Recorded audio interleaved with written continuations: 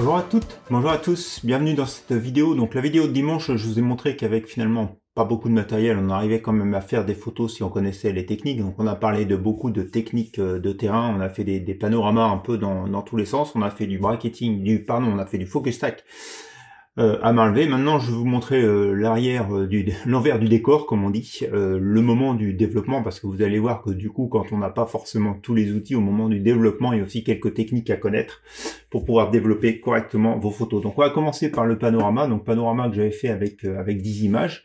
Donc vous connaissez la petite musique, on sélectionne les images, on fait un clic droit et on va faire photo merge dans panorama.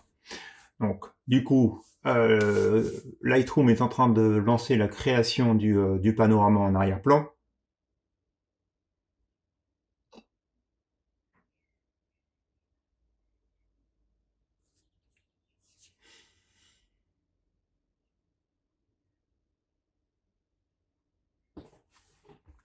Et donc voilà la création du panorama. Donc vous voyez que ici, donc comme mon appareil photo n'était pas forcément bien de niveau puisque j'avais pas le pied habituel, mais un pied hyper léger, et bah du coup on a vraiment beaucoup de débords. Donc comme je vous avais montré dans une autre vidéo, donc on peut jouer aussi entre les différentes manières de projeter l'image. Donc là j'étais en cylindrique, là je suis en sphérique, ce qui pour moi sur ce genre de panorama correspond le mieux à l'image. Et donc en fait ce que vous pouvez faire, c'est vous avez deux options. Soit vous pouvez demander à Photoshop de combler les bords, à Lightroom de combler les bords. Donc vous avez Fill Edge ici. Donc voilà, il l'a fait. Donc vous voyez ici, on voit bien qu'il y a quelques... si vous augmentez la taille de l'image, on voit bien qu'il y a du dévers. Donc c'est pas vraiment ce que l'on veut faire. Donc on va supprimer ça. Par contre, ce que vous pouvez faire, c'est commencer à en fait jouer avec ce curseur qui va ragrandir un peu l'image pour finalement étendre l'image donc sur les bords. Donc je vous remontre ce que c'était sur l'image complète avant, et au fur et à mesure donc vous allez pouvoir étirer un peu votre image pour remplir les bords. Alors c'est jamais, je vais jamais jusqu'au bout. Donc là je vais rester donc sur les 80%. Donc je vais pas aller je vais pas faire la fusion, ça va prendre du temps. Je vais juste annuler et je vais vous montrer donc finalement l'image que j'avais obtenue, qui est celle-ci. Et donc après l'image, vous la recadrez et vous obtenez cette image donc complètement recadrée dans Lightroom. Donc ça c'était pour la première photo. La deuxième photo, donc en fait, lorsque j'ai fait la vidéo, je vous parlais d'un panorama de bas en haut sur l'image. Mais en fait, ce que vous pouvez voir ici, c'est que non seulement j'ai fait de bas en haut, mais j'ai aussi fait de gauche à droite. Donc en fait, on va voir les 6 images. Donc vous voyez, je vais monter. Et ensuite, j'ai tourné mon appareil, voilà, pour faire les 3 autres images. Donc tout ça avec le pied. Donc vous comprenez bien qu'il a fallu que je tourne le pied de gauche à droite. Donc ça, c'est pas le plus problématique, mais de haut en bas, ça devenait hyper problématique. Et pour autant, vous allez voir que si je fais dans Lightroom, je sélectionne les 6 images et je lance aussi encore une fois donc un panorama. Tac. Donc encore une fois, le logiciel va se lancer.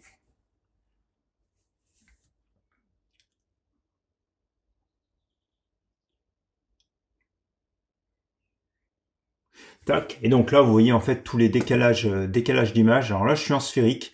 Et je trouve que quand je fais un panorama de haut en bas ou bas en haut comme celui-ci, le cylindrique donne parfois des choses meilleures. Donc je suis passé en cylindrique. Et là, de nouveau, vous pouvez donc étendre les bords pour essayer de combler un peu vos images. Et vous voyez que ça redresse aussi un peu le phénomène ici de distorsion qu'on avait sur le côté.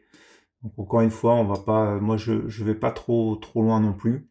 Donc là, c'est quelque chose de plutôt correct. Donc je vais pas encore une fois faire la fusion.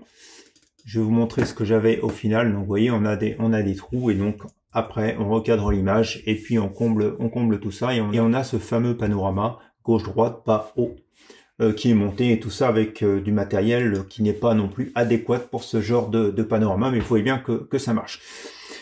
Je voudrais ensuite revenir sur cette dernière photo, donc qui est celle-ci avec ces 3 images, donc les 3 dernières images, où là j'ai fait un focus stack manuel avec une mise au point sur ici le bas de l'image, ensuite un peu plus loin, et enfin carrément sur le tronc.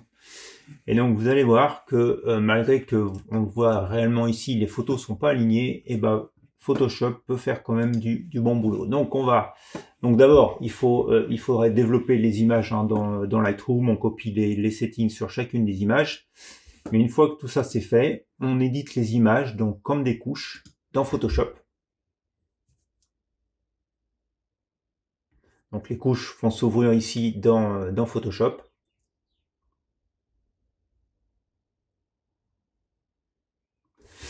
Et donc, comme on l'avait vu tout à l'heure, hein, les couches ne sont pas du tout alignées puisque je suis à main levée. Donc forcément, au moment où je fais la mise au point, j'ai les bras en l'air, je bouge à chaque fois. Donc ce qu'on va faire ici, malgré tout, on va sélectionner les 3 images. Et comme on fait d'habitude, on va demander à Photoshop tout d'abord d'aligner les images. Et vous allez voir, c'est magique, je suis quand même au 14 mm, je suis quand même avec pas mal de distorsion, j'ai pas mal bougé. Et donc vous voyez, Photoshop réussit quand même à aligner les images. Donc forcément, le buisson, lui, il a bougé au cours de ces images à cause du vent. Mais pour le reste, vous voyez bien que l'arbre est quand même correctement aligné. Et donc, une fois qu'on a fait tout ça, on a les 3 couches. Et ben, on va faire comme on fait habituellement. On va faire mixer les couches. Tac.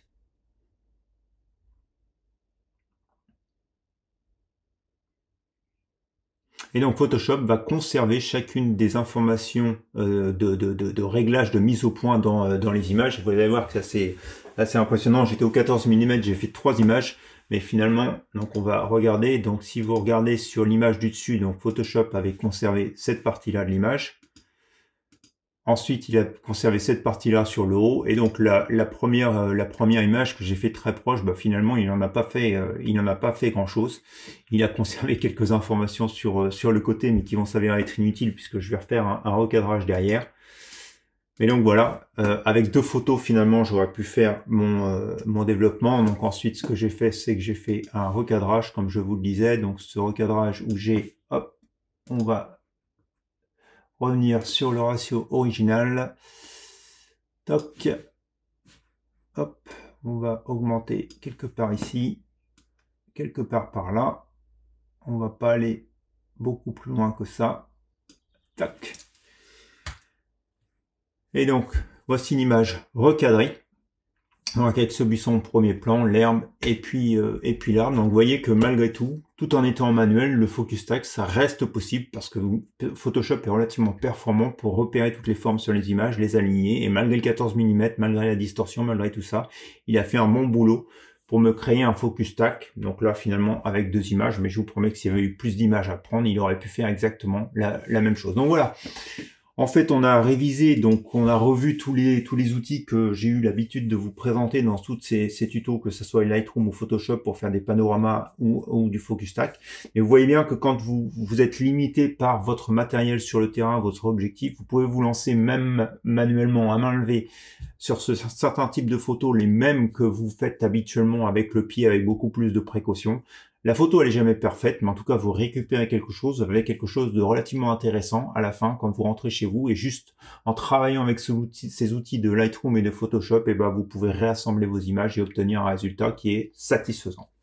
Voilà, bah écoutez, j'espère que ce petit tuto vous aura été utile, vous aura appris pas mal de choses et vient en complément de la vidéo de dimanche. Si c'est le cas, bah, n'hésitez pas à mettre un petit pouce en l'air, à partager cette vidéo, à la commenter. Il me reste plus qu'à vous souhaiter une bonne fin de semaine et puis on se dit à dimanche pour de nouvelles expériences photographiques. Allez, bonne fin de semaine à vous. Au revoir.